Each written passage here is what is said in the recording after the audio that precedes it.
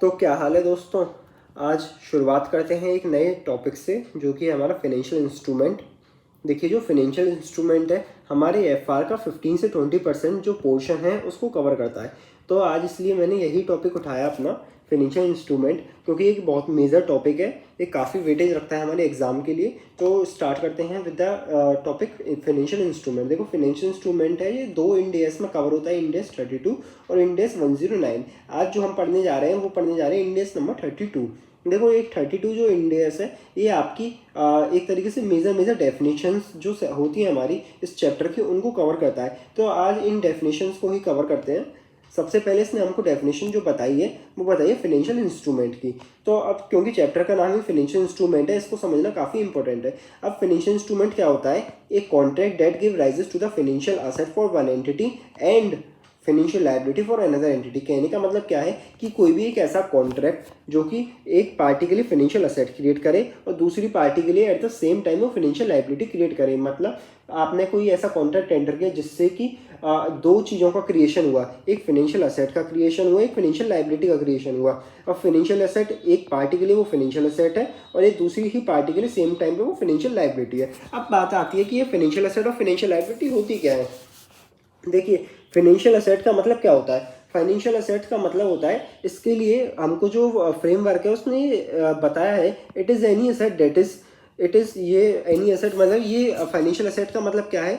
ये सारी असेट जो हमारी इन चार कंडीशंस को सेटिस्फाई कर देंगे, उन ही असेट का हमने नाम दिया फाइनेंशियल असेट। मतलब क्या है? बेसिकली आप ऐसे समझिए कि ये बहुत सारी असेट्स हमारे पास हैं, ये बहुत सारी हमारे पास असेट्स हैं। इन असेट्स में से जो हमारी इन चार पॉइंट्स, इन चार कंडीशंस को सेटिस्फाई कर जाएंगी, उन्हीं असेट्स को हमने नाम दिया फाइनेंशियल असेट्स। अब जो कंडीशंस है वो क्या क्या है? देखिए, इस पहले पॉइंट में ही उसने साफ साफ बता दिया हमको, cash including the bank balances. साफ साफ हमको बता दिया, अगर आपकी बैलेंस शीट में कैश दिख रहा है आपको या फिर बैंक में आपका बैलेंस दिख रहा है, मतलब कि आपको बैंक में जो भी पैसा शो हो रहा है वो हम उसको कंसिडर करेंगे फाइनेंशियल असेट में। ठीक है, ये तो डायरेक्ट हमको पॉइंट दे दिया। सेकंड कंडीशन हमको पता है, equity instrument of another entity. Equity instrument of other entity का मतलब क्या है कि आपकी जो बैलेंस शीट थी, आपकी बैलेंस शीट में क्या था? असेट साइड में आपने दिखा रखा था कि टाटा मोटर्स के आपने 100 शेयर्स खरीद रखे हैं। 100 शेयर्स आपने टाटा मोटर्स में खरीद रखे हैं एट द रेट 10 रुपीज़ के। देन आपने बैलेंस शीट में वो 1000 रुपीज़ दिखा रहा था। अब ये स्टैंडर्ड का कहने का मतलब ये है कि आपने जो इक्विटी इंस्ट्रूमेंट, मतलब इक्विटी शेयर्स में जो आपने अदर एंटिटी के इन्वेस्ट कर रखा है, दूसरी कंपनीज की जो आपने इक्विटी में इन्वेस्ट कर रखा है, उस इन्वेस्टमेंट को भी हम फाइनेंशियल असेट कंसिडर करेंगे। मतलब कहने का क्या है कि आपने किसी भी अदर कंपनी में, अपनी कंपनी को छोड़ के जितनी भी अदर कंपनीज हैं उनकी अगर इक्विटी में इन्वेस्ट कर रखा है, देन उस असेट को भी हम फाइनेंशियल असेट ट्रीट करेंगे। ठीक है जी, आगे बात करते हैं। फिर थर्ड कंडीशन उन्होंने बताई है, कॉन्ट्रेक्चुअल राइट टू रिसीव। याद रखना कि हमेशा ये चारों कंडीशन में से कोई एक कंडीशन सेटिस्फाई होगी, देन हमारी फाइनेंशियल असेट वो कंसीडर हो जाएगी। अब थर्ड कंडीशन हमारी क्या बताई है उन्होंने? Contractual right to receive cash including the bank balances. मतलब क्या है? इसके लिए मैं एक एग्जाम्पल लेना चाहूँगा।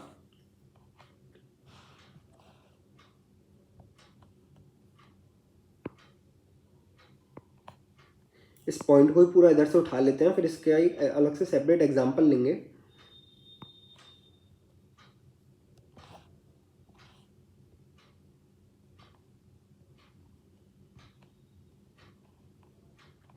देखिए, ये पॉइंट समझना काफ़ी इंपॉर्टेंट है, इसको समझते हैं हम। Contractual right to receive cash. Contractual right to receive cash का मतलब क्या है? एक एग्जांपल लेते हैं, जैसे कि सपोज ये मेरा आईपैड है जिस पे अभी मैं आपको पढ़ा रहा हूँ। ये आईपैड मेरा 1 लाख का है, 1 लाख रुपए का ये मेरा आईपैड है। मैंने क्या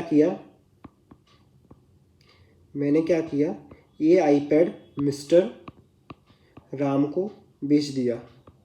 मिस्टर राम को मैंने अपना आईपैड सेल कर दिया। कितने में किया मैंने? सपोज 80,000 में मैंने अपना ये आईपैड मिस्टर राम को सेल आउट कर दिया। अब इस कॉन्ट्रैक्ट में हुआ क्या? अब देखिए, जो मैं हूँ, मेरा नाम जैसे कि राघव है। अब राघव के पास क्या राइट आ गया? राघव के पास राइट है कि मिस्टर राम से 80,000 रिसीव करने का एक राइट आ गया। क्योंकि ये राइट क्यों जनरेट हुआ? क्योंकि राघव ने जो मिस्टर राम को आईपैड सेल आउट किया, मतलब एक कॉन्ट्रैक्ट में एंटर किया, उस कॉन्ट्रैक्ट के तहत मिस्टर राम को आईपैड देंगे और मिस्टर राम राघव को 80,000 रुपीज़ देंगे। अब राघव के पास क्या हुआ? राघव के पास 80,000 रिसीव करने का जो राइट है, इसी राइट के बारे में पहला पॉइंट हमारा बताता है। देखिए, contractual right to receive cash including the bank balance. मतलब क्या है कि हमारे पास कॉन्ट्रेक्चुअल राइट था, ये हमारे पास मैंने क्या किया, मैंने मिस्टर राम के साथ एक कॉन्ट्रैक्ट में एंटर किया जिसमें मैंने अपना आईपैड उनको सेल आउट किया। तो इस कॉन्ट्रैक्ट से बदले में मेरे को क्या मिला? कॉन्ट्रैक्ट के बदले में मेरे को एक राइट मिला। राइट क्या था? राइट ये था कि मैं मिस्टर राम से 80,000 रुपये लेने का हकदार हूँ। ये जो हमारा राइट है, बेसिकली हम कहें तो ये जो हमारा राइट है, इसको हम बोलेंगे contractual right to receive cash. तो ये जो हमारा contractual right to receive cash है, इसको भी हमने नाम दिया। ये भी अगर ऐसा भी कोई हमारे पास राइट है तो उसको भी हम नाम देते हैं फाइनेंशियल असेट। बेसिकली इसका सबसे जो बेस्ट एग्जांपल हमारा जो बनता है वो बनता है ट्रेड रिसीवेबल्स का। अब ट्रेड रिसीवेबल्स के केस में आपने देखा होगा कि हमने सामने वाले को सामान भेज दिया। जैसे कि हमारे केस में मिस्टर राम को मैंने अपना आईपैड सेल आउट किया। अब जैसे मिस्टर राम मेरे लिए ट्रेड रिसीवेबल बन गया। अगर मेरा बिजनेस है आईपैड सेल आउट करने का, देन मेरे लिए मिस्टर राम क्या बने? ट्रेड रिसीवेबल बन गए, डेटर बन गए मेरे लिए। अब क्योंकि मिस्टर राम मेरे को क्या देंगे, मेरे पास उनकी एक कॉन्ट्रैक्ट एंटर करने से क्या हुआ, एक राइट जनरेट हुआ कि मैं उनसे 80,000 रुपये लेने का हकदार हूँ। इसी राइट को हमने नाम दिया contractual right to receive cash. फिर आगे बात करते हैं contractual right to receive cash including the bank balance. ये तो मैंने आपको एक एग्जांपल से आपको समझा दिया। फिर सेकंड पॉइंट उन्होंने हमको बताया contractual right to receive equity instrument of another entity. इसके लिए भी हम एग्जांपल लेते हैं। इसके लिए एक एग्जांपल लेते हैं। देखिए हुआ क्या, सपोज मैंने कन्वर्टेबल डिवेंचर्स खरीदे थे। मैंने टाटा मोटर्स के 100 कन्वर्टेबल डिवेंचर्स खरीदे थे। अब डिवेंचर्स के केस में जब भी आपको पता है डिवेंचर्स हम लोग खरीदते हैं, एक तो हमको मिलता है इंटरेस्ट, एक मिलता है हमको principal repayment.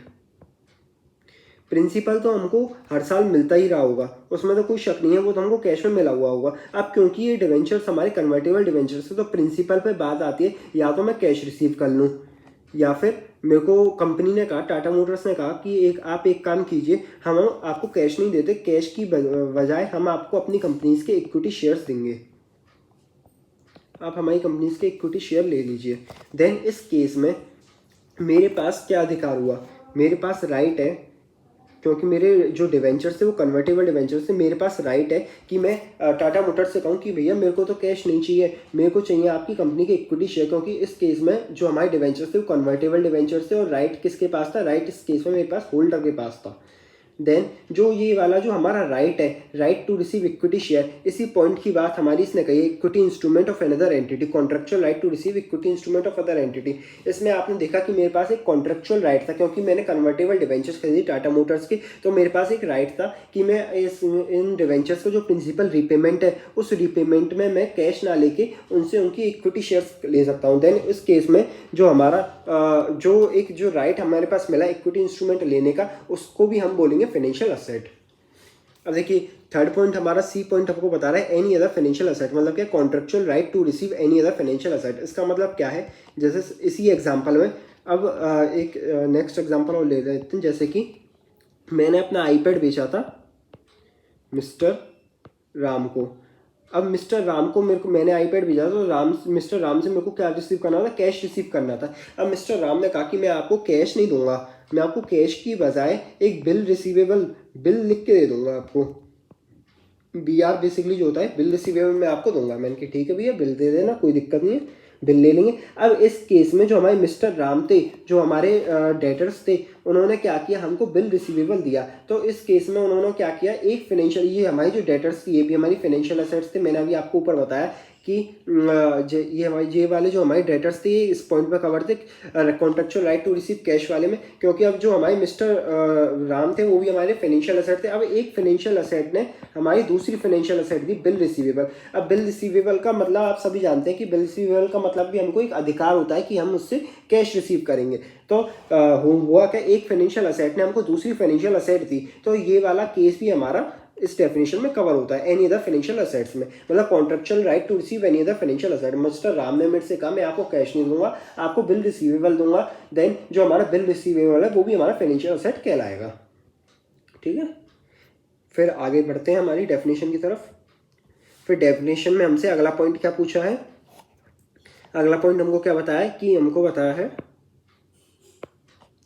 Contract to exchange financial asset and financial liability under the potentially favourable condition. देखो ये पॉइंट समझने के लिए इसको पहले कॉपी करते हैं, क्योंकि ये पॉइंट काफ़ी थोड़ा सा कहते हैं ना अटपटा सा पॉइंट है, ये ऐसे समझ में नहीं आएगा, इसको एक अलग से शीट पे समझते हैं।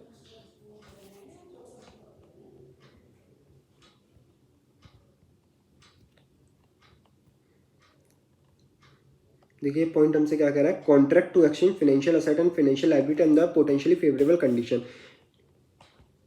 अब सपोज कीजिए इस पॉइंट को आप भूल जाइए, मैं आपको एक अलग से एग्जांपल दे रहा हूँ। एग्जांपल लीजिए, जैसे मिस्टर राघव और मिस्टर राम दोनों ये बेस्ट फ्रेंड है। इन्होंने क्या किया, इन्होंने एक बेट लगाई।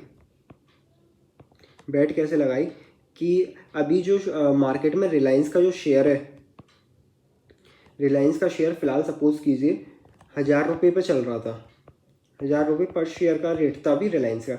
मिस्टर राघव कह रहे हैं कि जो रिलायंस का शेयर है वो 1000 से बढ़ के 1200 रुपये हो जाएगा अगले 3 महीने में, और सेम टाइम पे मिस्टर राम कह रहे हैं कि जो 1000 का शेयर है वो 800 रुपये हो जाएगा अगले नेक्स्ट 3 मंथ में। अब दोनों ने इसी चीज़ के ऊपर एक बेट लगा ली, क्योंकि दोनों ही सीए परस्यू कर रहे थे, तो दोनों को ही कॉन्फिडेंस था कि मैं ही सही निकलूंगा। तो अब इन्होंने क्या किया, मिस्टर राघव और मिस्टर राम ने किया, अगर प्राइस 1200 हो जाएगा, अगर प्राइस सपोज 3 महीने बाद 1200 हो जाता है, देन उस केस में जीतेगा कौन, मिस्टर राघव जीतेंगे। और मिस्टर राघव को mister Ram pays 500 rupees to Raghav,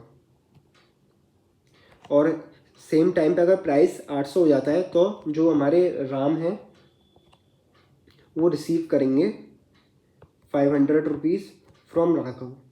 ये इस तरीके से उन्होंने बेट लगाई। अब आप देख रहे होंगे कि प्योरली एक ये क्या है, स्पेकुलेटिव कॉन्ट्रैक्ट है, मतलब प्योरली एक स्पेकुलेशन पे बेस्ड कॉन्ट्रैक्ट है।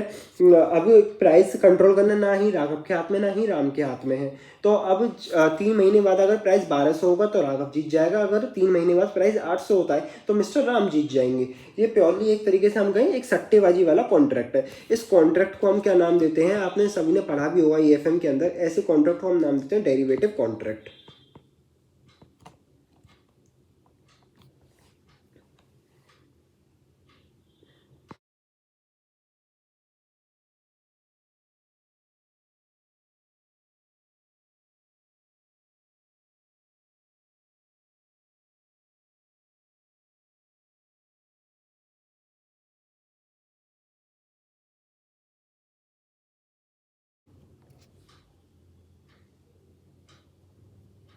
ऐसे कॉन्ट्रैक्ट को हम क्या नाम देते हैं, ऐसे कॉन्ट्रैक्ट को हम नाम देते हैं डेरिवेटिव कॉन्ट्रैक्ट। ठीक है, अब क्योंकि ये कि हमारा डेरिवेटिव कॉन्ट्रैक्ट है, अब समझने का ट्राई कीजिएगा। अब आप सभी जानते हैं एक डेरिवेटिव कॉन्ट्रैक्ट है। अब 3 महीने बाद जो भी कंडीशन रहती है, 3 महीने बाद अगर हम सपोज करते हैं कि प्राइस हमारा 1200 हो जाता है, तो इस केस में मिस्टर राघव जीत गए। अब राघव के लिए जो 500 रुपीज़ है उसको हम क्या बोलेंगे, इनके लिए तो ये राघव के लिए तो एक असेट है ना। अब इस असेट को हम क्या नाम देंगे, तो स्टैंडर्ड ने क्लियरली हमसे कहा कि ये जो हमारी असेट है इसको हम बोलेंगे फाइनेंशियल असेट। अगर प्राइस हमारा 800 हो जाता है, देन उस केस में जो राघव के लिए 500 रुपये क्या होंगे, ये 500 रुपये क्या होंगे, ये राघव को देने पड़ेंगे। देने का मतलब क्या है, ये हमारी एक लाइबिलिटी होगी, और इस लाइबिलिटी को स्टैंडर्ड ने कहा ये भी लाइबिलिटी आपकी फाइनेंशियल लाइबिलिटी कहलाएगी।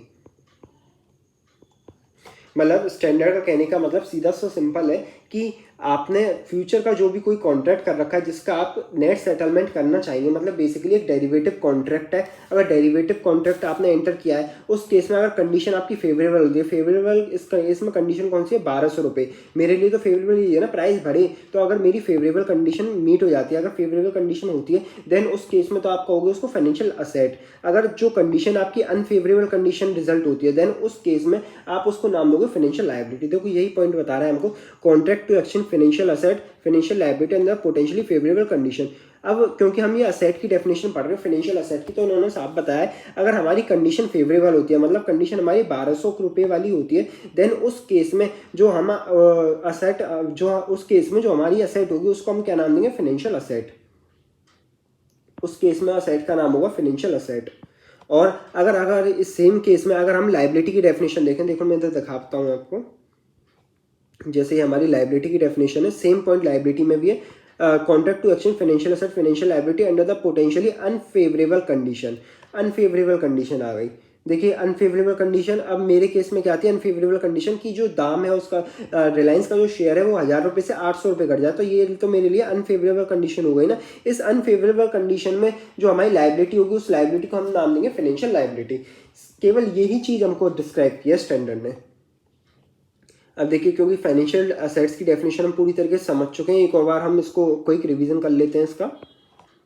फाइनेंशियल असेट का स्टैंडर्ड ने हमको बताया it is any asset that is cash. Cash और बैंक बैलेंस तो सीधा सीधा आंख बंद करके कहीं लिखाया जाए तो उसको बोल देना है तो ये फाइनेंशियल असेट है।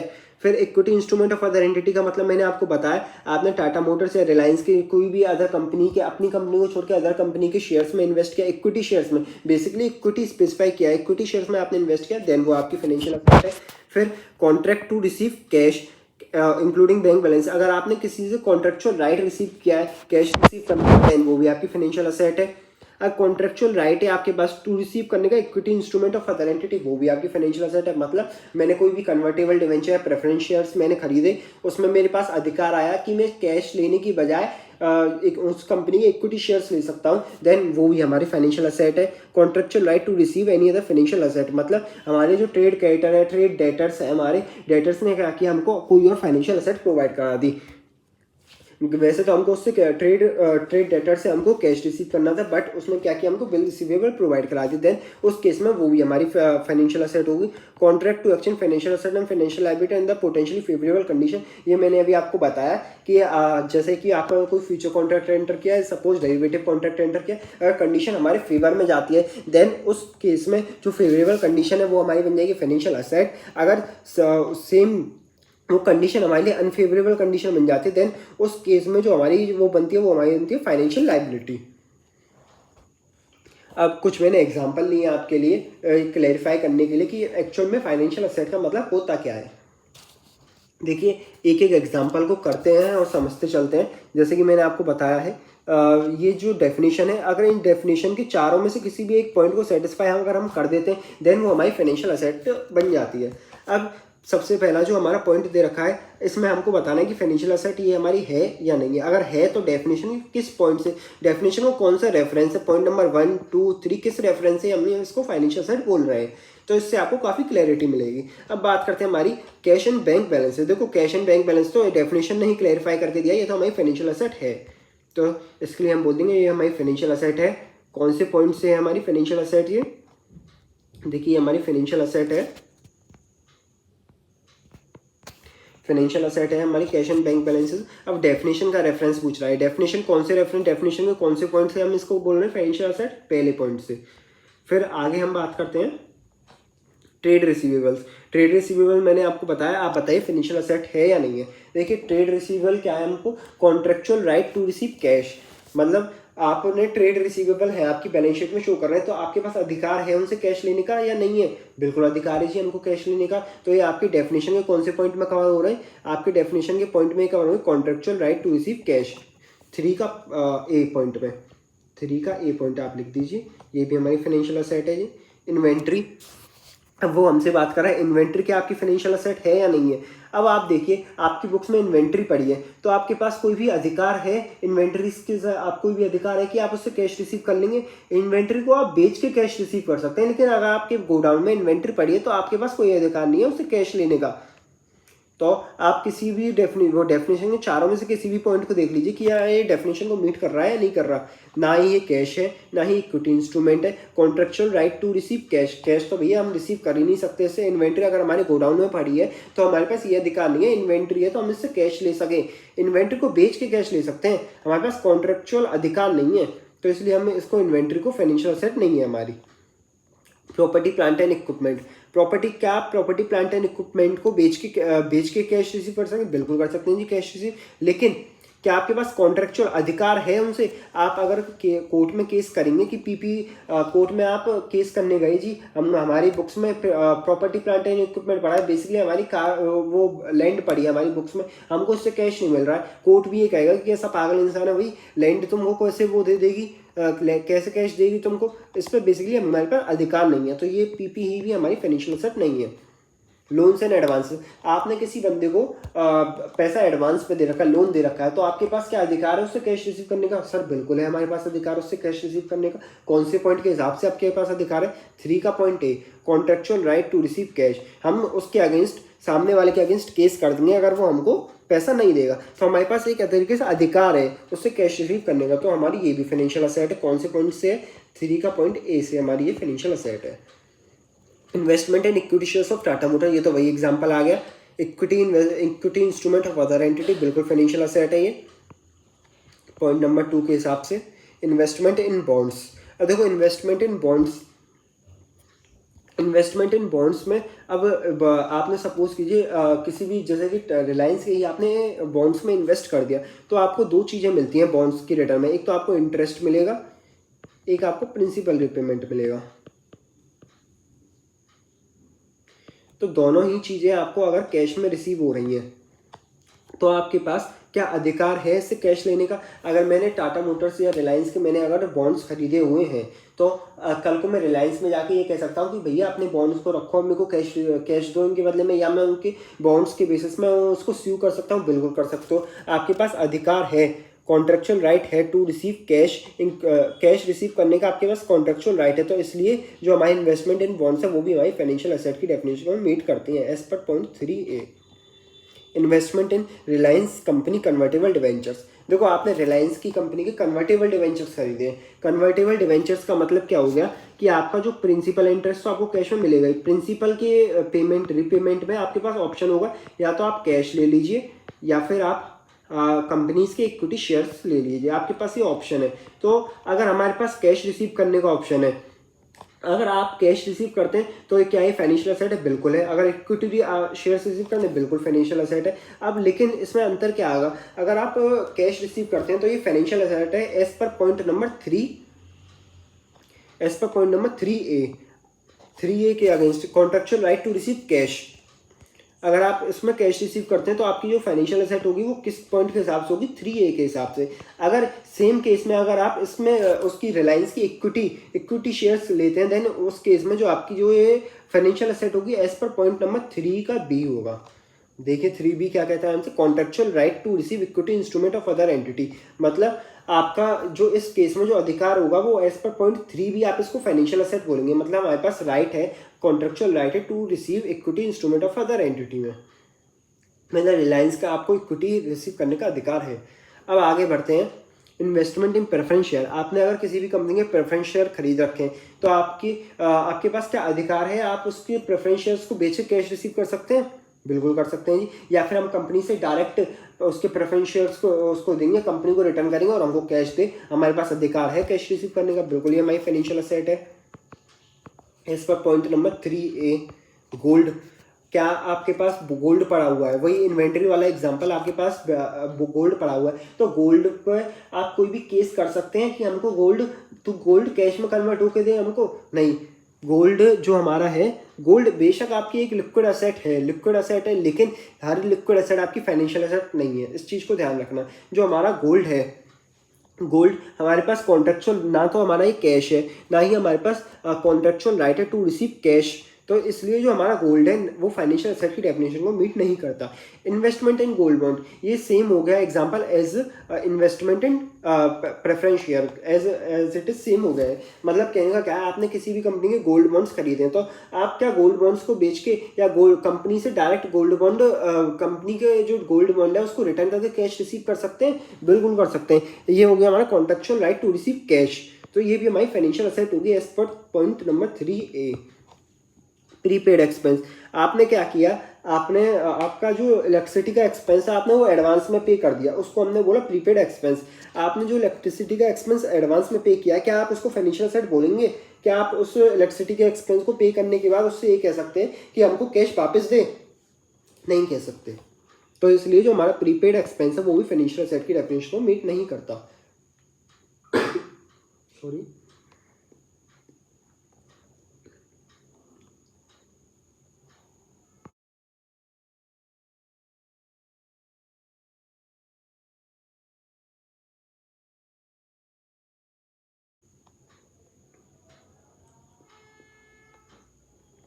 अब आती है बात हमारी prepaid expense refundable in cash. मतलब हुआ क्या, आपने इलेक्ट्रिसिटी का खर्चा बुक किया। अब इलेक्ट्रिसिटी आपने 1000 रुपये की इस्तेमाल करी, बट आपने इलेक्ट्रिसिटी का एडवांस में पेमेंट कर दिया 5000 रुपये। तो इस केस में जो आपके 4000 रुपीज़ है वो प्रीपेड एक्सपेंस हो गया, आपका प्रीपेड एक्सपेंस होगा। लेकिन अब आपने क्या किया, वो जो 4000 रुपये प्रीपेड एक्सपेंस है, अब आपने कहा कि अपना जो इलेक्ट्रिसिटी का कनेक्शन है वो ही कट डाउन करा दिया, मतलब आगे आप इलेक्ट्रिसिटी इस्तेमाल करोगे ही नहीं। तो क्या वो आपको जो 4000 रुपये आपका अधिकार है उसको क्लेम करने का बिल्कुल अधिकार है, क्योंकि अब हम आगे उस एक्सपेंस को इनकर ही नहीं कर रहे।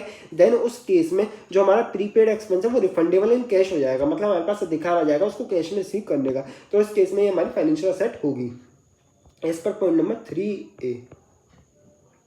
इंटरेस्ट रिसीवेबल, इंटरेस्ट रिसीवेबल का क्या है, सेम एग्जांपल, आपने किसी भी कंपनी के डिवेंचर्स में इन्वेस्ट किया, देन उस डिवेंचर से जो आपको इंटरेस्ट आना है, क्या वो फाइनेंशियल एसेट होगा या नहीं होगा? सीधी बात है, आप कंपनी पे, अगर आप वो कंपनी आपको इंटरेस्ट नहीं देगी तो आप उस पर केस कर सकते हैं या नहीं कर सकते? आप सीधा सा मतलब इसका ये समझिए, आप सामने वाले पे केस कर सकते हैं या नहीं कर सकते? अगर आप केस कर सकते हैं देन वो फाइनेंशियल एसेट है, बिल्कुल कर सकते हैं कि हमारा इंटरेस्ट है, हम तो बिल्कुल केस करेंगे आपके इंटरेस्ट रिसीवेबल पे। तो ये भी हमारा फाइनेंशियल एसेट होगा इस पर point number 3A। Security deposit, आपने क्या किया इलेक्ट्रिसिटी डिपार्टमेंट में जब भी आप कोई भी कनेक्शन लेते हैं तो आपको सिक्योरिटी डिपॉजिट करना पड़ता है। आपने सिक्योरिटी डिपॉजिट के 10,000 रुपीज़ दिए। अब जब भी आप अपने कनेक्शन को कटवाएंगे देन उस केस में आपको क्या वो सिक्योरिटी डिपॉजिट रिफंडेबल होगा या नहीं होगा? बिल्कुल होगा जी। वो सिक्योरिटी डिपॉजिट का तो पैसा ही ऐसा होता है कि आपने एक तरीके से सिक्योरिटी के लिए दे रखा है वो। जब आपने उसकी सर्विसेज को कंज्यूम करना बंद कर दिया तो आपको रिफंडेबल होगा इन कैश में। तो फिर ये भी हमारी फाइनेंशियल एसेट बन जाएगा as per point number 3A। 3A क्या कहता है, contractual right to receive cash. Bills receivable वो सेम एग्जांपल है। बिल रिसीवेबल का मतलब क्या हो गया हमारा, बिल रिसीवेबल क्या, जैसे किसी भी डेटर ने हमको बिल दे दिए तो बिल को आपको कैश में कन्वर्ट कराने का अधिकार है या नहीं है? बिल्कुल अधिकार है कि हम बिल्स को बैंक में भी जाके डिस्काउंट करा सकते हैं। तो ये भी हमारी फाइनेंशियल एसेट होगा as per point number 3A। याद रखना, पॉइंट नंबर 3A होगा अगर बिल रिसीवेबल उसने दिया है हमको, बिल रिसीवर हमारे पास आया है। अब देखो इसी में ही हमें एक एग्जांपल समझते हैं कि हमारे पास क्या थे, बुक्स में हमारे ट्रेड रिसीवेबल खड़े हुए थे। अब ट्रेड रिसीवेबल ने अगर हमको लैंड दी, मतलब उन्होंने कहा कि हम आपको कैश नहीं देंगे, आप हमारी ये ज़मीन पड़ी हुई है इस ज़मीन को ले लीजिए। क्या आपकी जो लैंड है इस केस में फाइनेंशियल एसेट है या नहीं है? आपको सोचिए, लैंड आपकी फाइनेंशियल एसेट होगी? मेरे को तो नहीं लगता होगी। क्यों, आप बताइए क्यों होगी या नहीं होगी? बिल्कुल नहीं होगी जी। क्यों नहीं होगी? ना तो ये आपकी कैश है, ना ही आपकी इक्विटी इंस्ट्रूमेंट है, ना ही आपको इससे कोई अधिकार है कि आप इससे कैश रिसीव कर सकें। तो इसलिए जो हमारी लैंड है वो हमारी फाइनेंशियल असेट की डेफिनेशन को मीट ही नहीं कर रही, तो ये हमारी फाइनेंशियल असेट होगी नहीं। अब ऐसे ही सेम एग्जांपल में ट्रेड रिसीवेबल ने क्या किया, हमको बिल्स दे दिए, बिल रिसीवेबल दे दिए। ट्रेड रिसीवेबल ने कैश देने की बजाय बिल रिसीवेबल दे दिए। इस केस में क्या हुआ, ये हमारी फाइनेंशियल असेट होगी। लेकिन फाइनेंशियल असेट होगी कौन से पॉइंट के हिसाब से फाइनेंशियल असेट होगी? ये जो फाइनेंशियल असेट होगी contractual right to receive any other financial asset, इस पॉइंट के हिसाब से होगी। अब इन दोनों एग्जाम्पलों में डिफरेंस क्या रहा, फिर ये हमारी होगी financial as per point number 3C। इन दोनों में डिफरेंस क्या था? एक पॉइंट में तो क्या था कि हमको डायरेक्टली बिल रिसीवेबल मिले थे, बिल रिसीवेबल हमको डायरेक्टली मिले थे। दूसरे पॉइंट में क्या हुआ, ट्रेड रिसीवेबल ने हमको कैश देने की बजाय बिल रिसीवेबल दिए। मतलब हमारे पास इस केस में ट्रेड रिसीवेबल ने हमको अधिकार दिया, या तो आप हमसे कैश ले लीजिए या हमसे बिल्स ले लीजिए। तो हमने अगर बिल्स रिसीवेबल लिए, देन इस केस में जो ये हमारा पॉइंट नंबर 3 का सी है वो आता है, contractual right to receive any other financial asset. फिर हम बात करते हैं इनकम टैक्स रिफंड। देखिए इनकम टैक्स रिफंड आप कहेंगे कि हमारी फाइनेंशियल असेट होगी, मैं भी आपकी बात से सहमत हूँ, बट स्टैंडर्ड ने क्लियरली मना कर दिया कि हम इनकम टैक्स रिफंड को अपनी फाइनेंशियल असेट नहीं मानेंगे। अब क्यों नहीं मानेंगे, वो इसलिए नहीं मानेंगे क्योंकि स्टैंडर्ड हमसे साफ साफ कहता है कोई भी अगर स्ट्रेटरी अगर आपका ड्यूज है या आपको रिसीवेबल है, स्ट्रेटरी आपका अगर रिसीवेबल है, देन वो इस स्टैंडर्ड में कवर ही नहीं होता, आउट ऑफ स्कोप है ये। फिर हम आगे बात करते हैं investment in the equity shares of subsidy associate and joint venture. क्या ये फाइनेंशियल असेट है? बिल्कुल आप कहेंगे जी फाइनेंशियल असेट है, लेकिन मैं आपसे फिर ये बात कहूँगा ये आउट ऑफ स्कोप है। आउट ऑफ स्कोप क्यों है? इसके लिए सेपरेट स्टैंडर्ड हमको प्रोवाइड किए गए हैं। तो अब अगर हमको सेपरेट स्टैंडर्ड प्रोवाइड किए तो इस स्टैंडर्ड ने हमसे साफ मना कर दिया, 32 ने हमसे साफ मना कर दिया कि अगर आपको सेपरेट स्टैंडर्ड प्रोवाइड किया गया है, देन इस स्टैंडर्ड में आप उन चीज़ों को कंसिडर ना करें। फिर हम बात करते हैं investment in debenture of preference shares subsidiary associate and joint venture. अगर आपने किसी भी अपनी होल्डिंग सब्सिडी और उसके प्रेफरेंस शेयर डिवेंचर्स में इन्वेस्ट किया तो क्या ये फाइनेंशियल असेट है? फिर अब आप कहेंगे कि ये भी आउट ऑफ स्कोप होना चाहिए, बट स्टैंडर्ड फिर से वही बात कहता है, स्टैंडर्ड कहता है हमसे क्योंकि आपने अगर इधर इक्विटी इंस्ट्रूमेंट में इन्वेस्ट ना करके डिवेंचर प्रेफरेंस शेयर्स में इन्वेस्ट किया है, इधर आप उस कंपनी के मालिक ना बन के एक तरीके से आप उसको लोन प्रोवाइड कर रहे हो, लोन प्रोवाइड कर रहे हो, तो ये आपकी असेट बन रही है, फाइनेंशियल असेट। इसको हम कंसीडर करेंगे, एज पॉइंट नंबर 3B कौन सा हमारा होता है? Contractual right to receive cash. ये एक तरीके से एक्सेप्शंस के रूप में है, आप इसको कंसीडर करना है, ये एमसीक्यू में आ सकता है आपका। अगर हमारे इक्विटी शेयर आपने जॉइंट सब्सिडरी और जॉइंट वेंचर में इन्वेस्ट किया, देन वो आपकी फाइनेंशियल असेट नहीं है। अगर आपने इनके डिवेंचर और प्रेफरेंस शेयर्स में इन्वेस्ट किया, देन ये आपकी फाइनेंशियल असेट है। सो इधर तक के डिस्कशन में आपको अगर कोई भी समस्या हो तो आप मेरे को कमेंट्स में बताइएगा। फिर आगे चलते हैं हम अपने नेक्स्ट टॉपिक पे, वो आता है हमारा फाइनेंशियल लायबिलिटी। क्योंकि आप फाइनेंशियल असेट समझ चुके हैं, फाइनेंशियल लायबिलिटी समझना आपके लिए काफ़ी सिंपल होगा। देखो फाइनेंशियल लायबिलिटी क्या कहता है हमसे, फाइनेंशियल लायबिलिटी है, देखो वो भी same definition, it is any liability that is जो इन 3 कंडीशनों को फुलफिल कर देगी, वही हमारी फाइनेंशियल लायबिलिटी कहलाएगी। 3 कंडीशन क्या है? Contractual obligation to deliver cash. देखो फाइनेंशियल असेट्स में क्या दे रखा था हमको? कॉन्ट्रेक्चुअल राइट, इधर हमारा राइट था क्योंकि हमारी असेट्स थी। और फाइनेंशियल लायबिलिटी का मतलब क्या होता है? एक तरीके से हमारी obligation.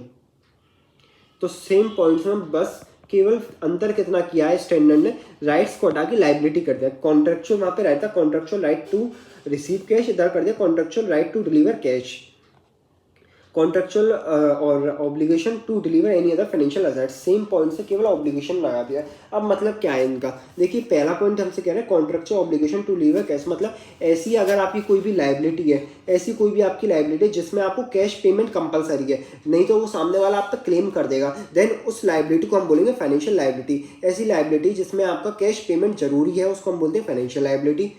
Contractual obligation to deliver any other financial asset, या फिर ऐसा भी हो सकता है कि आपको जैसे सपोज मिस्टर राम को आपको 1000 रुपये की पेमेंट करनी थी, तो अब 1000 रुपये की पेमेंट करने की जगह आपने क्या किया, ले भाई ले राम, हम 1000 रुपये की पेमेंट की जगह आपको 1000 रुपये के बिल्स दे रहे हैं, देन उस केस में क्या हो? Contractual obligation to deliver any other financial asset. मतलब राम को मैंने 1000 रुपये ना दे के 1000 रुपये का बिल दे दिया, बिल रिसीवेबल दे दिया, देन इस केस में जो हमारे जो ये मिस्टर राम थे 1000 रुपये जो उनको देने थे, उसको हम बोलेंगे फाइनेंशियल लायबिलिटी। अब contract to exchange financial liability potentially unfavourable condition, ये मैंने आपको डिस्क्राइब करा है। अभी अनफेवरेबल कंडीशन जो हमारा डेरिवेटिव वाला एग्जांपल था, उसमें हमको सीधे सीधे बताया था कि अगर आपकी कंडीशन अनफेवरेबल हो रही है, देन उस केस में आप उसको जो रिकॉर्ड करोगे वो रिकॉर्ड करोगे फाइनेंशियल लायबिलिटी के रूप में। अगर कंडीशन आपकी फेवरेबल है, देन उस केस में आप इसको रिकॉर्ड करोगे फाइनेंशियल असेट के रूप में। Contract to deliver equity shares in variable number, ये पॉइंट मैं आपको लेटर ऑन बताऊंगा।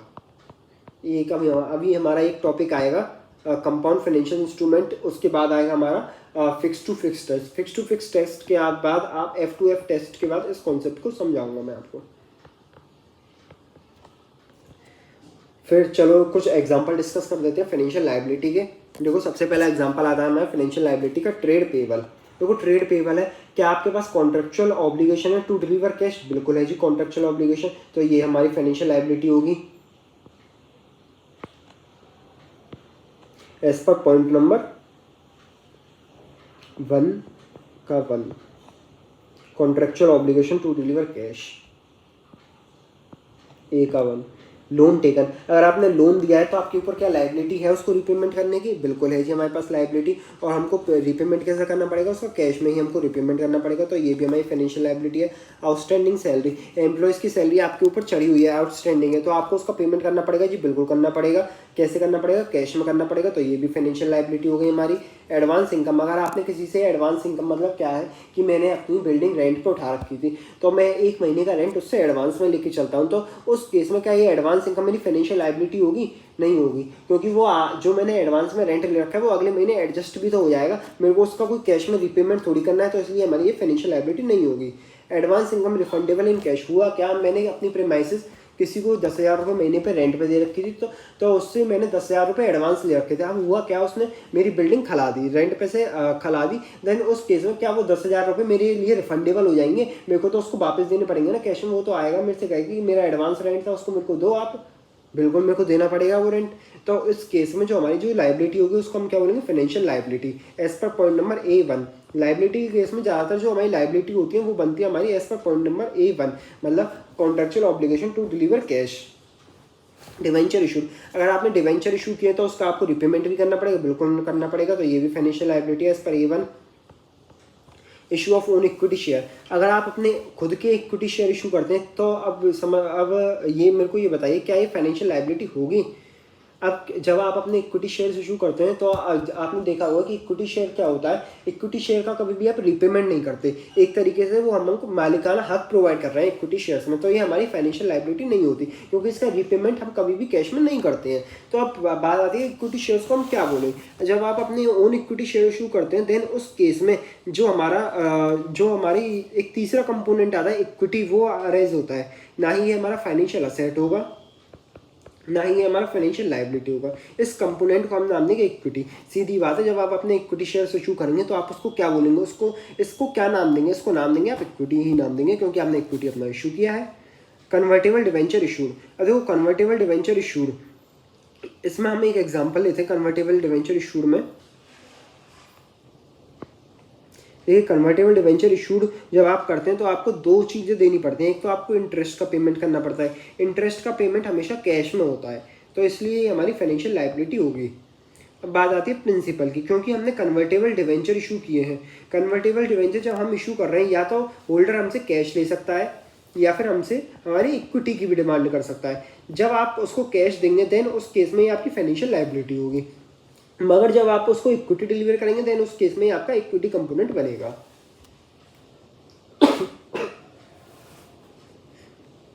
फिर हम आगे बात करते हैं convertible preferential issue, same like convertible debentures है।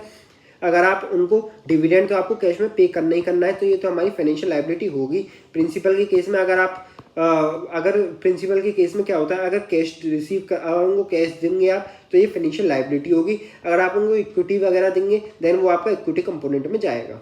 इसके ऊपर अभी हम विस्तार से चर्चा करेंगे अभी लेटर ऑन। प्रेफरेंस शेयर आपने इशू किए, तो प्रेफरेंस शेयर जब भी आपने इशू किए तो आपने देखा होगा कि अब तो कंपनीज एक्ट में ये प्रोविजन बना है कि आप अनरिडीमेबल प्रेफरेंस शेयर इशू कर ही नहीं सकते, तो जो प्रेफरेंस शेयर होंगे वो हमेशा रिडीमेबल ही इशू होंगे। तो अब जो प्रेफरेंस शेयर हमारे इशू कर रहे हैं तो ये हमको उनका कैश में पेमेंट करना ही करना है, तो ये हमारी फाइनेंशियल लायबिलिटी होगी। ट्रेड पेबल ने हमको बिल रिसीवेबल दे दिया, ये हमारा कौन से एग्जांपल में कवर होता है कि अब हमारे जैसे मैंने मिस्टर राम को क्या किया, 1,000 रुपये के मैंने उनको बिल दे दिए, तो इस केस में ये हमारे मिस्टर राम है, वो हमारी फाइनेंशियल लायबिलिटी तो है ही, क्योंकि हमको 1,000 रुपये उनको देने हैं तो हमारी लायबिलिटी है ही। लेकिन अब हमने क्या किया, इनको बिल्स दे दिए अपनी कंपनी, मतलब हमने बिल्स दे दिए इनको, तो बिल्स देने का मतलब क्या हुआ, हमारी फाइनेंशियल लायबिलिटी कौन से पॉइंट पर कवर हुई, contractual obligation to deliver any other financial asset. हमने राम से कॉन्ट्रैक्ट कर रखा था कि हम राम उनको 1000 रुपये की बिल देंगे, तो 1000 रुपये की जब हम बिल दे रहे हैं उनको, तो ये हमारी कौन सी लाइबिलिटी में, फाइनेंशियल लाइबिलिटी में कवर हो जाएगा। Security deposit accepted, same like security deposit है जो, अब एक्सेप्टेड का मतलब क्या है, अब उसके पॉइंट ऑफ व्यू से सोचिए आप, जैसे कि मैंने टीनेंट के पॉइंट ऑफ व्यू से सोचिए, टीनेंट को मैंने अपनी बिल्डिंग रेंट पे दे रखी थी, और टीनेंट ने क्या किया, अब वो जो बिल्डिंग खला दी, तो उसके लिए जो सिक्योरिटी डिपॉजिट था, जो उसने मेरे को 10,000 रुपये का सिक्योरिटी डिपॉजिट दे रखा था, अब उसके लिए तो वो रिफंडेबल हो जाएगा, क्योंकि अब उसने बिल्डिंग खरा दी, तो जो सिक्योरिटी डिपॉजिट है आफ्टर एक्सपायरी ऑफ वो कॉन्ट्रैक्ट, देन वो तो रिफंडेबल हो जाएगा। तो ये अब जो सिक्योरिटी डिपॉजिट मैंने लिया था, ये मेरे लिए कौन सी बनी, फाइनेंशियल लाइबिलिटी बन गई, रिफंडेबल इन कैश बन गई मेरे लिए, तो ये फाइनेंशियल लाइबिलिटी बनेगी as per A1। Income tax payable out of scope है ये हमारा, क्योंकि ये जो इंडियस ने साफ साफ कह दिया कि जो हमारे स्टेटरी रिसीवेबल या स्टेटरी ड्यूज़ है, ये हमारे 132 के स्कोप के बाहर है। प्रोविजंस,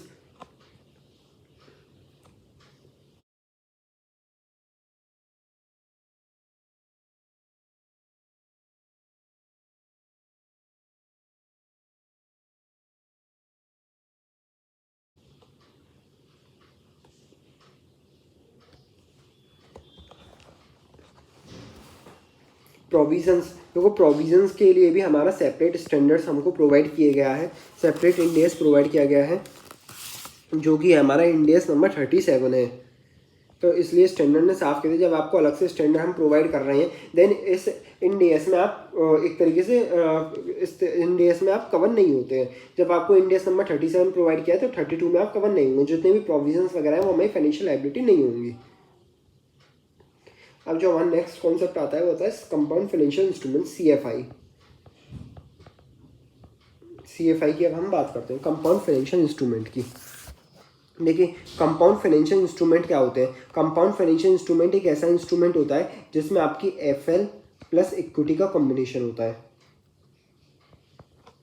FL प्लस इक्विटी का वो होता है, कम्बिनेशन होता है, उसी कंपोनेंट को हमने नाम दिया कंपाउंड फाइनेंशियल इंस्ट्रूमेंट। जैसे कि एक एग्जांपल लेते हैं, हमने क्या किसी भी कंपनी के डिवेंचर्स खरीदे, हमने एक तरीके से हमने डिवेंचर इशू किए। हमने अगर डिवेंचर इशू करते हैं तो दो तरीके हम डिवेंचर इशू कर सकते हैं, एक तो हम रिडीमेबल डिवेंचर इशू कर सकते हैं, या फिर हम कंपलसरी कन्वर्टेबल डिवेंचर इशू कर सकते हैं। सपोज हमने रिडीमेबल डिवेंचर इशू किए, देन अगर हम रिडीमेबल डिवेंचर इशू करते हैं, तो उस केस में जो हमारे इंटरेस्ट का पेमेंट है वो भी हमको कैश में करना है, और प्रिंसिपल का पेमेंट है वो भी हमको कैश में करना है। तो इस केस में, दोनों ही केस में, जो हमारा प्रिंसिपल और इंटरेस्ट कंपोनेंट है वो फाइनेंशियल लाइबिलिटी बन जाती है, contractual obligation to pay cash as per point number A1 के हिसाब से। जब हमने कंपलसरी कन्वर्टेबल डिवेंचर इशू करे हैं, कंपलसरी कन्वर्टेबल जब हम डिवेंचर इशू करते हैं, तो इसमें क्या होता है, आपका इंटरेस्ट तो आपको कैश में देना ही देना है, इंटरेस्ट तो आपको कन्वर्ट होगा नहीं, ये तो हमारी फाइनेंशियल लाइबिलिटी हो गई। अब बात आती है प्रिंसिपल की। जब आप प्रिंसिपल का पेमेंट करेंगे, तो या तो आप कैश देंगे, या तो आप कैश देंगे, या फिर आप अपनी कंपनी की इक्विटी देंगे, यही दो चीज़ों में से एक ही चीज़ तो देंगे आप। सपोज जब आपने प्रिंसिपल का रिपेमेंट किया, आपने आपने जो प्रिंसिपल का रिपेमेंट किया, तब आपने उनको अपने होल्डर्स थे, जो डिवेंचर होल्डर्स थे, उनको आपने कैश में पेमेंट किया, तो उस केस में तो ये बन गया हमारी फाइनेंशियल लाइबिलिटी। बट अगर आपने इक्विटी कंपोनेंट दिया अपनी कंपनी का, देन उस केस में हमारा इक्विटी कंपोनेंट बन जाएगा। अब कंपाउंड फाइनेंशियल इंस्ट्रूमेंट हमसे यही कहता है, जब आपका एक कंपोनेंट इंटरेस्ट, एक कंपोनेंट मतलब एक इंस्ट्रूमेंट का एक कंपोनेंट अगर FL और दूसरा कंपोनेंट आपका इक्विटी है, देन उस कंपोनेंट को हम नाम देते हैं CFI। इस कंपोनेंट को हम नाम देंगे CFI। अब इसी केस में अगर जो हमारा रीपेमेंट अगर हमारा कैश में होता है, देन ये फाइनेंशियल लाइबिलिटी होता है, CFI नहीं होता। कहने का मतलब क्या है, एक इंस्ट्रूमेंट CFI कब कहलाएगा, जब उसमें इक्विटी और फाइनेंशियल लाइबिलिटी दोनों ही कंपोनेंट मौजूद हो। एक इंस्ट्रूमेंट में दोनों ही कंपोनेंट मौजूद हो, फाइनेंशियल लाइबिलिटी और इक्विटी, देन उसको हम बोलेंगे कंपाउंड फाइनेंशियल इंस्ट्रूमेंट। अब इसी सिनेरियो में एक और एग्जांपल मैं लेना चाहूँगा।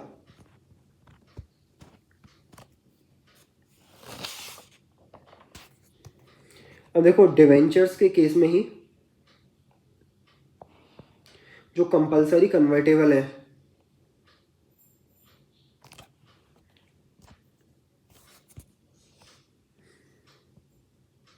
कंपलसरी कन्वर्टेबल है, इधर से इसको हटा देते हैं, हमारा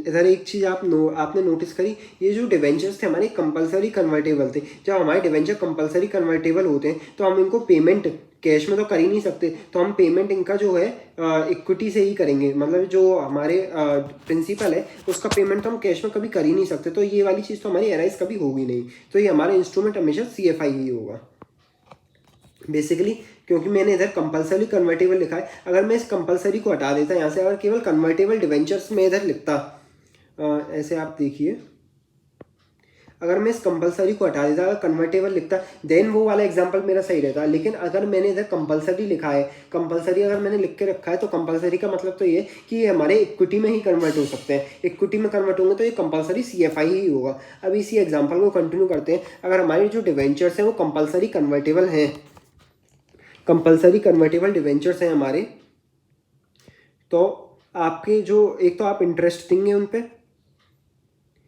एक आता है आपका प्रिंसिपल का कंपोनेंट। भाई इंटरेस्ट तो सीधी सी बात है आपकी फाइनेंशियल लायबिलिटी बनी जाएगी। अब प्रिंसिपल रिपेमेंट में भी आपकी एक तो ऑप्शन होता है, option of conversion, option of conversion या तो होल्डर के पास होगा या इश्यूअर के पास होगा। भाई डिवेंचर्स को इक्विटी शेयर में कन्वर्ट करने का ऑप्शन या तो इश्यूअर के पास होगा या होल्डर के पास होगा। अगर हमारा ऑप्शन होल्डर के पास है, मतलब डिवेंचर होल्डर के पास है, तो वो या तो हमसे कैश मांग सकता है या फिर वो हमसे इक्विटी मांग सकता है हमारी कंपनी की। तो इस सिनेरियो में हमसे स्टैंडर्ड ने एक बात कही है कि क्योंकि ऑप्शन होल्डर के पास है, आपको पता नहीं है डे वन पे कि वो आपसे कैश मांगेगा या फिर आपसे इक्विटी मांगेगा, तो आप सीधे सीधे इसको आप फाइनेंशियल लायबिलिटी ट्रीट कर देना। ऐसा क्यों का स्टैंडर्ड का भी लॉजिक साफ है कि आपको डे वन पे ये तो पता नहीं है कि holder at the end of redemption या कैश मांग ले या इक्विटी मांग ले। अगर उसने सपोज कीजिए अगर उसने कैश मांग लिया आपसे, तो आपको कैश भी रीपे करना पड़ेगा। तो इसलिए बेहतर है आप इसको फाइनेंशियल लायबिलिटी ट्रीट करके चलो। मतलब क्या है आपका ऑप्शन टू पे कैश अगर आपके पास नहीं है, देन इस केस में आपको ये फाइनेंशियल लायबिलिटी ट्रीट करना है। मतलब आप इसमें कैश पेमेंट अवॉइड नहीं कर सकते। अगर उसने मांग लिया तो आपको कैश में पेमेंट करना ही पड़ेगा। और अगर ऑप्शन इशूअर के पास है, बेसिकली ऑप्शन मेरे ही पास है, तो मैं at the date of redemption मैं उनसे इशू होल्डरों से कह सकता हूँ कि भैया मैं तो नहीं दूंगा कैश, मेरा ऑप्शन तो मेरे पास था ना, तो मैं आपको इक्विटी ही दूंगा, इक्विटी कंपोनेंट ही दूंगा। देन इस केस में जब आप अपनी इक्विटी देंगे तो ये इस केस में आपका ये कंपोनेंट बनेगा CFI, क्योंकि आपने इंटरेस्ट तो दिया, आपने उसको फाइनेंशियल लायबिलिटी बना, और जो आपने प्रिंसिपल का रीपेमेंट किया इक्विटी में वो आपका CFI, ये जो कंपोनेंट होगा इसको हम बोलेंगे CFI। तो मतलब कहने का यही है, अगर ऑप्शन इशूअर के पास है तो आप उसको CFI ट्रीट कर सकते हैं। बट अगर ऑप्शन होल्डर के पास है, होल्डर के पास ऑप्शन है, तो होल्डर हमसे कैश भी डिमांड कर सकता है और हम कैश पेमेंट को अवॉइड नहीं कर सकते उस केस में। तो इसलिए स्टैंडर्ड ने साफ साफ कहा, तो इस केस में आप दिमाग लगाना ही मत, आप सीधे सीधे उसको फाइनेंशियल लायबिलिटी ट्रीट कर देना। ठीक है, एक और बार रिपीट करूँ, देखिए प्रिंसिपल रिपेमेंट में उसने साफ एक बात कही है हमसे, अगर होल्डर के पास ऑप्शन होता है तो आप उसको प्रिंसिपल का रिपेमेंट कैश में अवॉइड नहीं कर सकते। मतलब कैश पेमेंट अवॉइड नहीं हो सकता, जहाँ कैश पेमेंट अवॉइड नहीं हो सकता तो सीधे सीधे आप बिना सोचे समझे फाइनेंशियल लायबिलिटी ट्रीट कर देना। अगर जहाँ पे कैश पेमेंट अवॉइड हो सकता है, जैसे यहाँ पे कैश पेमेंट है वो अवॉइड हो सकता है, तो इधर आप उसको इक्विटी ट्रीट कर सकते हैं। ये हमारा CFI का कॉन्सेप्ट था। ठीक है,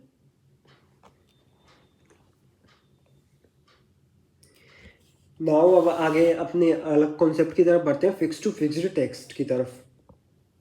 देखो F2F टेस्ट को अब हम समझने जा रहे हैं। फिक्स टू फिक्स टेस्ट क्या होता है? देखिए फिक्स टू फिक्स टेस्ट एक ऐसा टेस्ट होता है जो अब अगर आप मीट करोगे देन ओनली आपकी जो एक सेकंड, देखिए फिक्स टू फिक्स टेस्ट हम पढ़ रहे थे, इसको हम नाम देते F2F टेस्ट। F2F टेस्ट क्या होता है हमारा? जैसे हमने कन्वर्टेबल डिवेंचर इशू किए, जब हम कन्वर्टेबल डिवेंचर इशू करते हैं देन हमारा जो प्रिंसिपल का पेमेंट होता है, प्रिंसिपल का पेमेंट है, और ऑप्शन इधर याद रखना, ऑप्शन हमारा होल्ड इशूअर के पास है, ऑप्शन इशूअर के पास है, और इशूअर ने कह दिया कि मैं तो भैया इक्विटी ही दूंगा अपनी कंपनी की, मैं कैश वगैरह में पेमेंट नहीं करूँगा। देन इस केस में ये जो हमारा इंस्ट्रूमेंट है ये कन्वर्टेबल जो डिवेंचर है, इस केस में जो हमारे क्या बन जाएगा, CFI बन जाएगा, क्योंकि इंटरेस्ट हम इसको कैश में देंगे और प्रिंसिपल का जो प्रीपेमेंट है वो इक्विटी में होगा। अब क्योंकि हमारा कन्वर्टेबल डिवेंचर्स हैं, कन्वर्टेबल डिवेंचर्स के केस में आप ये देखिए, अब आपने 100 कन्वर्टेबल डिवेंचर्स थे जो इशू किए थे, 100 कन्वर्टेबल डिवेंचर्स आपने डे 1 पे इशू किए थे, डे 1 पे इशू किए थे,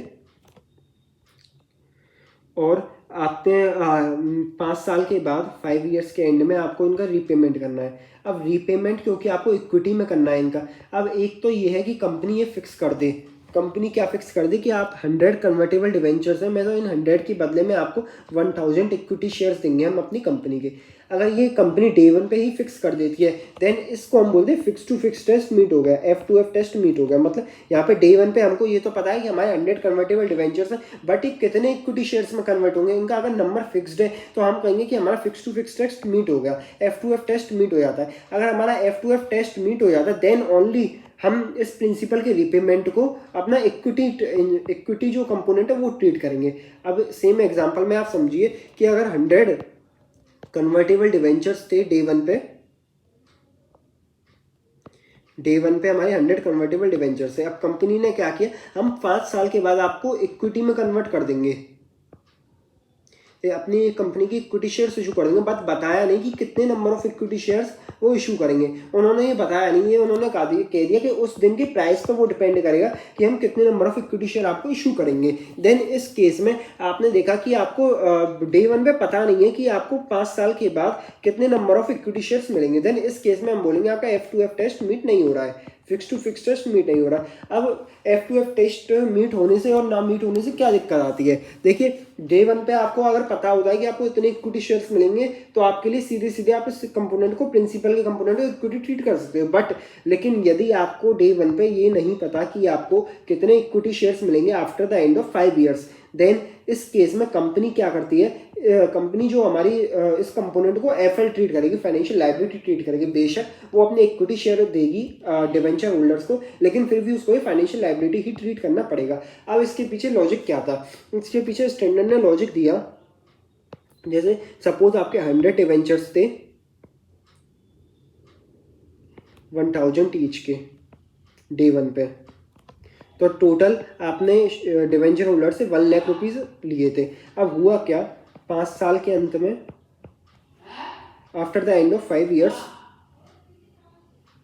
after the end of 5 years क्या हुआ, क्या इसमें जो 1 लाख रुपए के डिवेंचर, कंपनी ने कह दिया कि हम आपको अगर कंपनी कहती है हम आपको 100,000 इक्विटी शेयर्स देंगे तो कोई दिक्कत ही नहीं है, F2F टेस्ट मीट हो ही गया, आपका F2F टेस्ट मीट हो गया। देन इस केस में तो आपका ये जो कंपोनेंट है वो इक्विटी बन गया। बट अब कंपनी ने क्या किया कि 5 साल के अंत में जो आपको issue number of equity share हम इशू करेंगे वो डिपेंड करेगा उस दिन की प्राइस पे। अब 5 साल के बाद अगर हमारा इक्विटी शेयर का प्राइस सपोज 2000 रुपीज़ हो जाता है, देन आपको कितने इक्विटी शेयर इशू किए जाएंगे इस केस में, 1 लाख डिवाइडेड बाय 2000, 50 आपको इक्विटी शेयर इशू होंगे।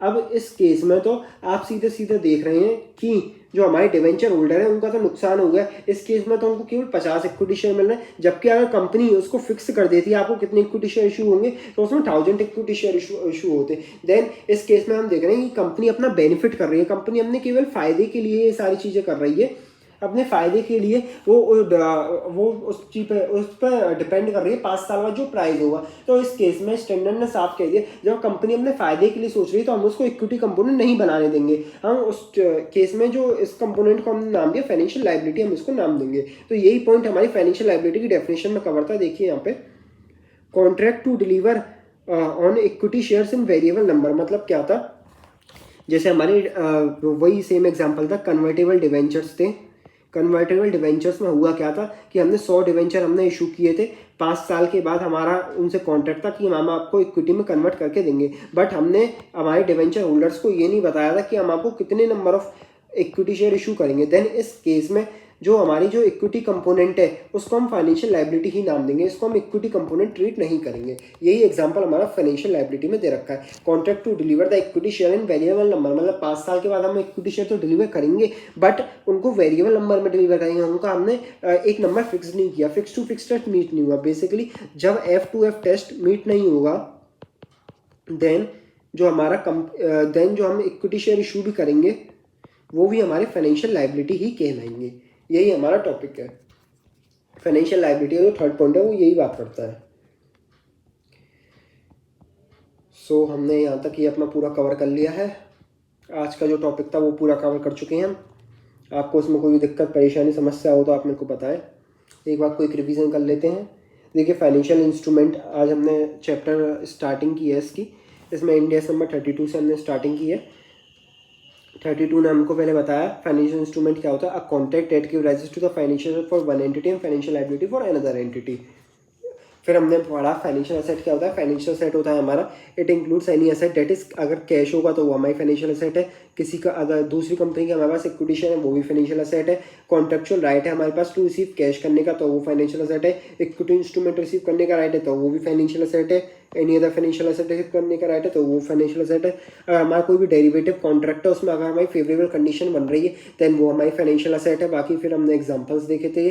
फाइनेंशियल लायबिलिटी में हमने देखा अगर हमारे पास कॉन्ट्रेक्चुअल ऑब्लिगेशन है कैश डिलीवर करने का देन वो फाइनेंशियल लायबिलिटी है हमारी। कॉन्ट्रेक्चुअल ऑब्लिगेशन है to deliver any other financial asset करने का देन वो हमारी फाइनेंशियल लायबिलिटी। मतलब बेसिकली ट्रेड पेबल्स को हम बिल रिसीवेबल दे रहे हैं, ट्रेड पेबल को अगर हम बिल दे रहे हैं तो इन उस केस में वो भी हमारी फाइनेंशियल लायबिलिटी है।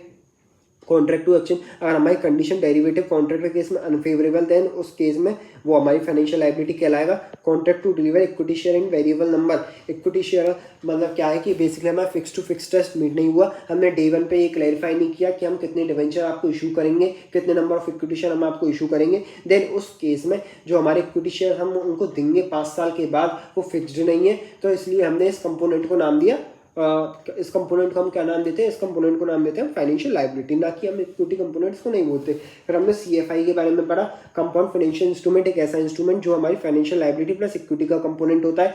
तो हमने कंपल्सरी कन्वर्टेबल डिवेंचर जब हम इशू करते हैं तो इंटरेस्ट हम कैश में देते हैं, ये कंपोनेंट हमारा फाइनेंशियल लायबिलिटी हो गया।